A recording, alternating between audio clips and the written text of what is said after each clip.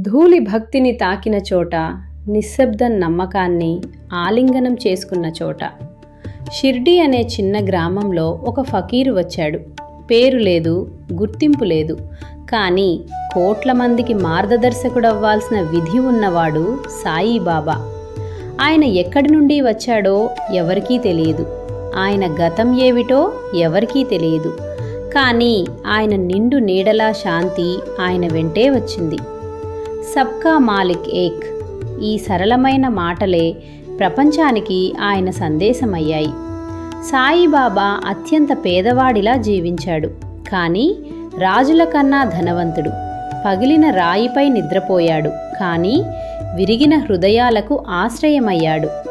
భిక్ష అడిగాడు. కానీ వేలాది ఆకలితో ఉన్న ఆత్మలను ఆహారంతో కాదు, ఆశతో తృప్తిపరిచాడు. ఆయన ధుని రాత్రింబవళ్ళు వెలిగేది.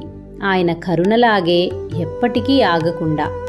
ఆ అగ్నిలో నుండి వచ్చిన ఉది సాధారణ భస్మం కాదు. నిరాశలో ఉన్నవారికి ఔషధం, బలహీనులకు బలం, దారి తప్పిన వారికి నమ్మకం. వేదనతో, కన్నీళ్లతో, సమాధానం లేని ప్రార్థనలతో ప్రజలు ఆయన దగ్గరకు వచ్చేవారు. సాయిబాబా విన్నాడు. కొన్నిసార్లు మాటలతో, కొన్నిసార్లు మౌనంతో, కానీ ఎప్పుడూ ప్రేమతో.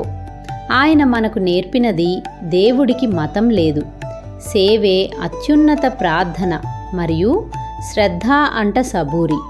విశ్వాసం మరియు సహనం పర్వతాలనైనా కదిలించగలవు. భక్తులు సందేహించినప్పుడు ఆయన చిరునవ్వు చిందించాడు. నష్టాన్ని భయపడినప్పుడు ఆయన రక్షించాడు. అన్నీ కోల్పోయినప్పుడు ఆయన తననే ఇచ్చాడు. బాబా అద్భుతాల వాగ్దానం చేయలేదు, కానీ అద్భుతాలు ఆయన వెంట నడిచాయి. శక్తిని చూపించడానికి కాదు, నమ్మకాన్ని మేల్కొలిపేందుకు. ఈరోజు కూడా ఆయన భౌతిక రూపాన్ని విడిచి తర్వాత కూడా ఆయన జీవిస్తూనే ఉన్నాడు. తుడిచిపెట్టిన ప్రతి కన్నీటిలో, అనుకోకుండా లభించిన ప్రతి సమాధానంలో, ఎక్కడి నుంచో వచ్చిన సహాయంలో, చీకటిలో ఆయన నామాన్ని పిలిస్తే ఆయనే మీ వెలుగు. మీరు ఒంటరిగా నడిచినా ఆయన మీ వెంట నడుస్తాడు.